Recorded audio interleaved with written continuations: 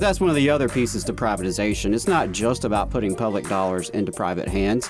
It's about concentrating those dollars into the hands that already have plenty of dollars.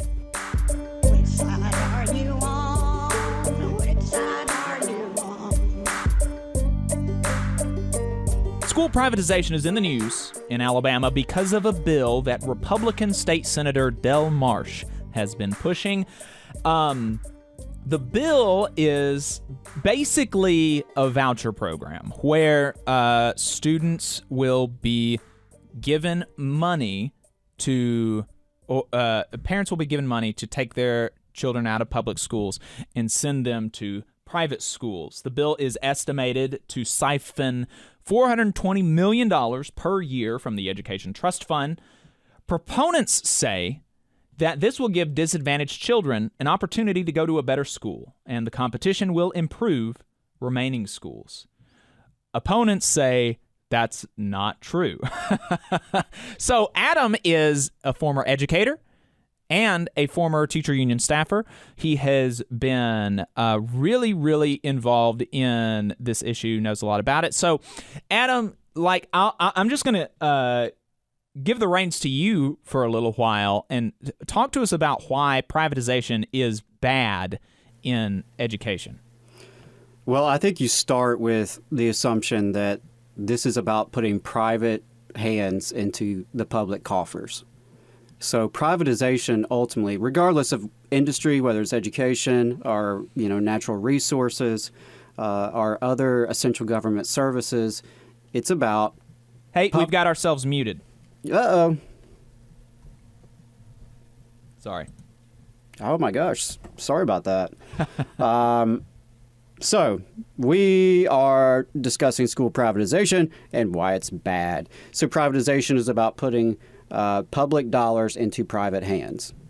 And there are so many different ways that they can do that. And, the school vouchers that's kind of the extreme example in education. But if there is a way to make a profit off of public services, folks have found a way and are always pushing the envelope.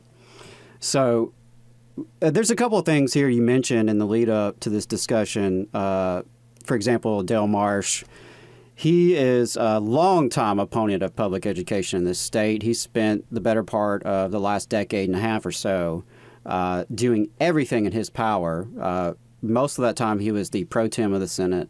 He's been using his influence, often backed by out-of-state, billionaire-backed, organizations, to attack public schools, to attack public school employees, who are about 75% female and disproportionately unionized compared to the private industry and the rest of the country, and certainly the rest of the state.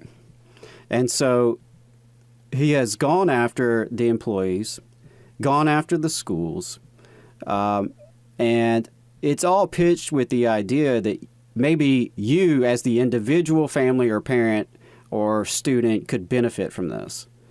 And what we're being asked to accept here is that we abandon the concept of public good.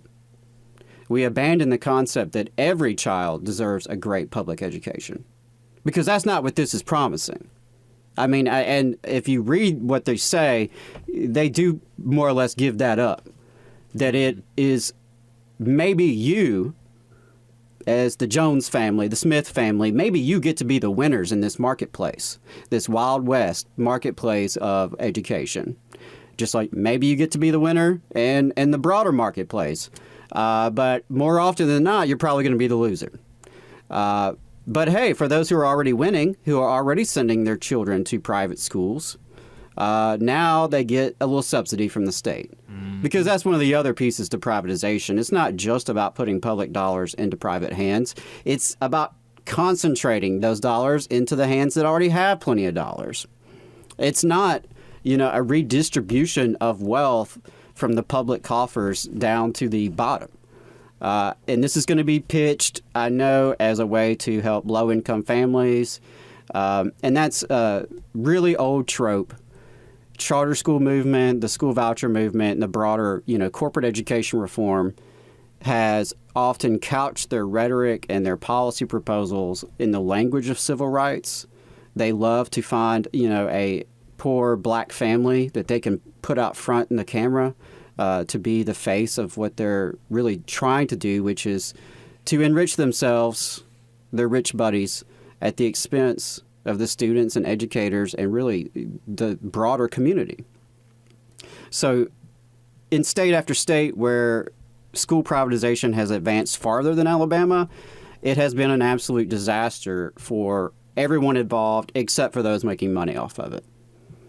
You can find no evidence where this is improving student instruction, student achievement. And again, that's one of the ostensible reasons behind this pitch is I think Del Marsh even mentioned it in one of his early interviews that, Alabama is 50th in academic rankings, and so we just can't accept that. We've got to do something, which is interesting because we're also at or near the bottom of every quality of life metric in this state, from incarceration to poverty to health care. Just this week, we had another study indicated that Alabama, I believe, is 49th out of 51 for life expectancy. Now, where's Del Marsh telling us we can't accept that? Right. We might actually provide health care to folks. We might actually have good union jobs available for folks. We might have mental health care for folks. So that is on its surface pretty laughable. That we're supposed to accept that we have to do this because Alabama's ranked so poorly. But we can't extend that logic to any other sector of our economy, of our broader society. Okay, so that's BS. And we also have to remember that when we say that Alabama's ranked, these are rankings based primarily on standardized test scores. And capitalists love to be able to quantify things, to drill things down to a metric that can be put on a spreadsheet. And education's just not that way. But they have really tried, especially over the past couple of decades. It amped up a lot after No Child Left Behind was passed in 2001 at the federal level, where it's not so much about teaching, it's about testing.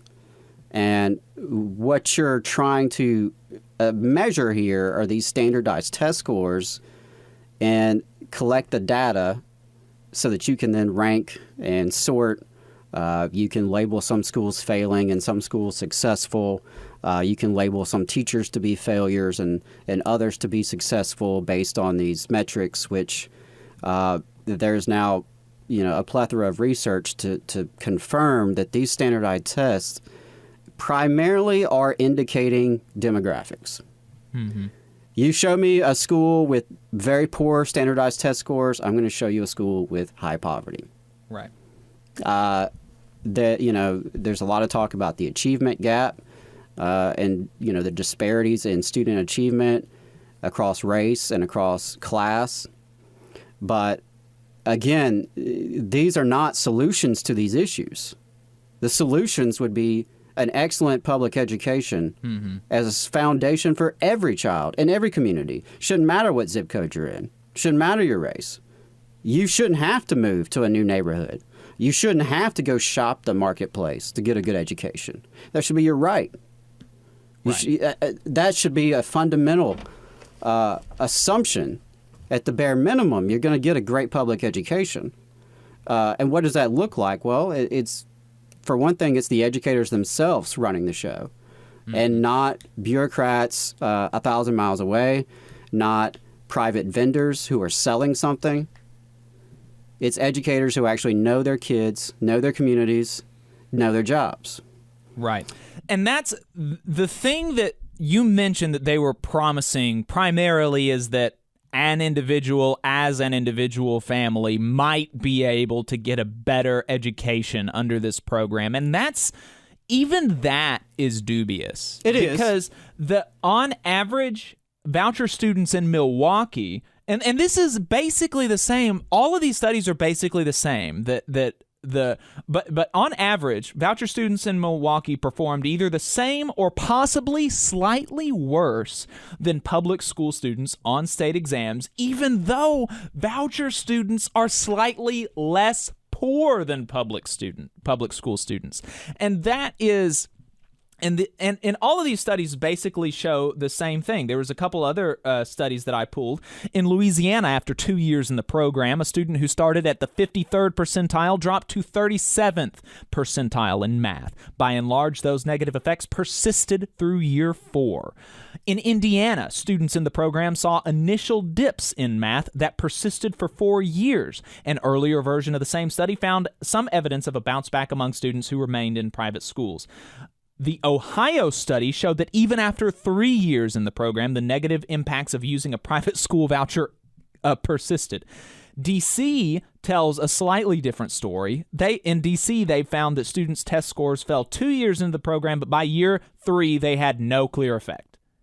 Some studies show modest improvement, but the overall trend is clearly that they don't improve even the students who take advantage of the voucher, not to mention the public schools who are left with less funding. Right. And let's talk about that for a sec, on how it impacts those who are left behind. Because when we talk about school choice, it's best to understand that it's the school choosing who they're going to serve. That's really what they mean by school choice. Because you as a student or as a parent, your choices are going to be still limited by your zip code, your income level, your education background, the resources you have to bring to this decision-making process. Those don't go away just because the state promises you, a $5,500 voucher. Nor does it erase the private schools and charter schools' incentive to select their student population in such a way that is going to be cost-effective and produce the results they want to produce. And that makes it all the more stunning that, study after study, as you showed, does not show any improvement, because these schools, in many cases, are actively selecting who they are going to serve and who they are going to test. So they've already, sort of picked off the cream of the crop. And what I mean by that is, if you are a student who speaks English as a second or third language, if you are a student with special needs who requires resources, whether that's additional workers, a one-on-one aid or special technology, whatever it may be, you have a student with behavioral issues. These students who are perhaps harder to educate, more expensive to educate, they find themselves conveniently expelled, counseled out, and pushed out of these programs. Mm-hmm. And, again, there's already sort of a selection in the fact that the most desperate families often are not going to even be able to enter into this, jump through the hoops to get through to a charter school selection or to a private school voucher. Right. So, again, and what that leaves the public schools with are all the students that the private and charter schools don't want. Mm-hmm. The ones who are the most difficult, the ones who do require the most help, the ones who are going to perform the poorest on the test scores, which is the end-all, be-all, in the eyes of legislators and mainstream media. Right. And so, Adam, one of the things that proponents of this bill will say when they hear somebody oppose it, they'll say, you want the status quo. We're 50th or 51st in education, and we don't think that's acceptable. At least we're proposing something, and so they say that by opposing this, we're in favor of the status quo, and also that educators have been running the school system for decades, and look where it's got us. Do educators run the school system, and do they support the status quo? Well, let's say the status quo is a reflection of over 10 years of Republican rule in Montgomery. So if there is, in fact, a status quo that is failing, it is a reflection of Dale Marsh and the people who back him and his colleagues who have implemented the policies we've been under for over a decade. It was them who decided to water down job protections for employees. It was them who decided to water down the pension benefits of employees. And then, lo and behold, we have a tough time recruiting educators and retaining educators. It was them who started the charter schools. They established the private school scholarships. They have funneled hundreds of millions of dollars out of the Education Trust Fund. And this was after some of the steepest cuts in the country in the aftermath of the Great Recession. So all their bragging these past few years about, growing the budget and catching up with salary increases, that's just making up for lost time and lost investments in the several years after the recession.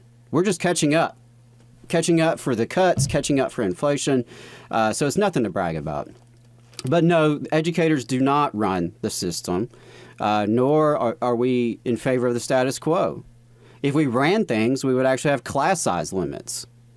We would have real enforceable case size limits for special education teachers and speech pathologists and counselors. We would have more counselors and mental health services. We would actually have the people, the warm bodies in the building. And that's typically the greatest expense in your school budgets. It's the warm bodies in the building. And yes, it comes with cost, but that's what you need to be able to educate kids, especially in a place like Alabama where so many of our kids are coming to us behind. By the time they enter kindergarten, they're already behind many of their peers in wealthier societies, wealthier communities.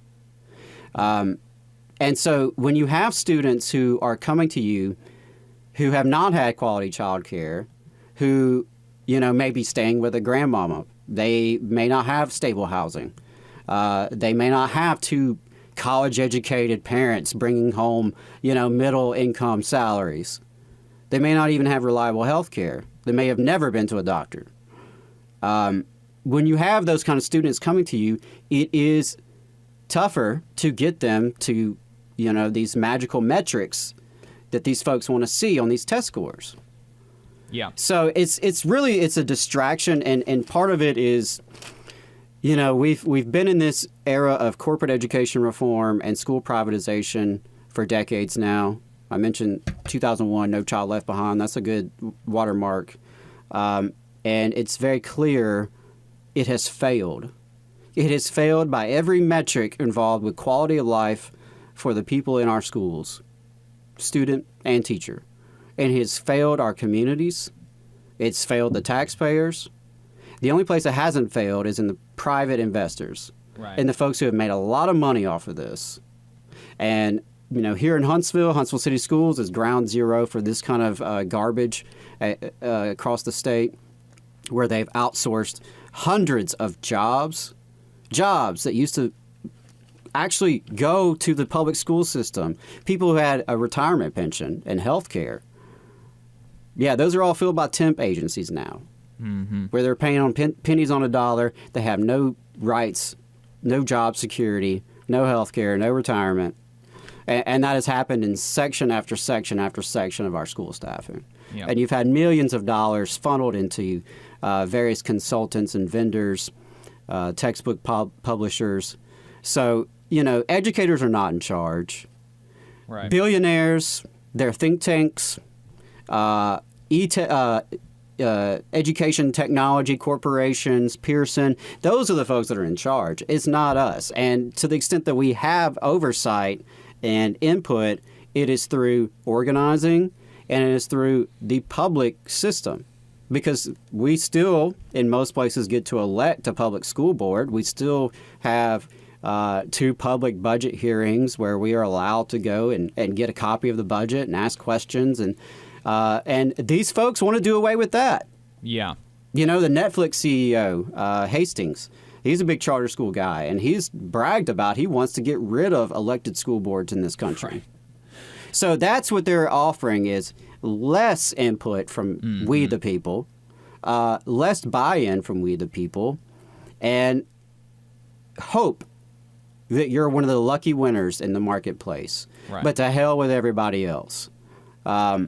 It's obscene, and educators have a responsibility, I think, to share what's really happening with their community, with their neighbors, their friends, their family, so that folks know what's going on and aren't as fooled by the propaganda that does come well-funded by the Walton families and the Bill Gateses and the Eli Broads of the world, and is then propagated and turned into legislation by the crooks like Del Marsh. So bottom line, legislation like this has been tried across the country, and you do not see the proponents of this bill pushing the results. What you see is a conceptual argument that competition always improves things. You do not see them pointing to the results because the results are not good. The results are not good for the people who take advantage of the voucher program, nor are they good for the people who are left behind in the schools that have less funding. That's just an empirical reality. These programs do not improve performance.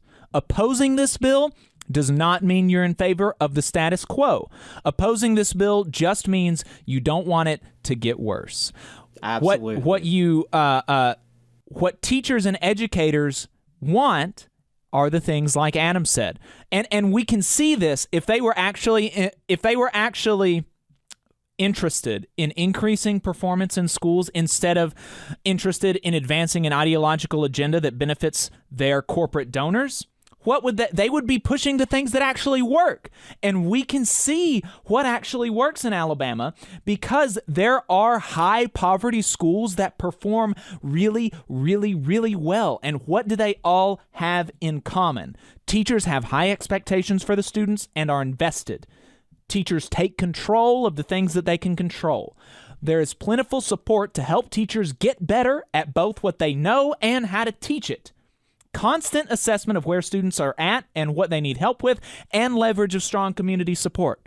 Why do they not pass bills that go to those things, that decrease class sizes, that increase staffing in support roles like nursing and counseling and student aides? Why don't they advance bills that do this instead of advancing bills that have been shown time and time again to not increase performance for anybody, that only increase the performance of the line on an investor's stock portfolio?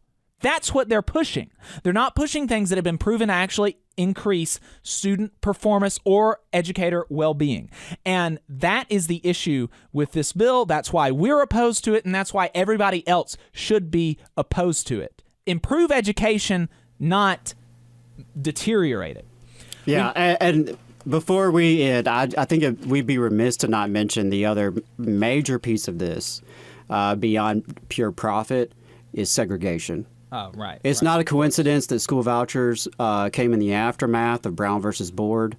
It's not a coincidence that these church schools and segregation academies, became very obsessed with leveraging tax credits and government support for what they were doing, which is segregation.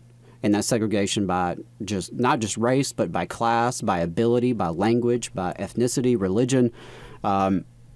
We can't move backwards. Yeah. This is moving backwards. This is rolling back the status quo. Work sucks, we know, but you can make it better by organizing with your fellow workers. For more information, call or text the Huntsville Industrial Workers of the World at 256-651-6707.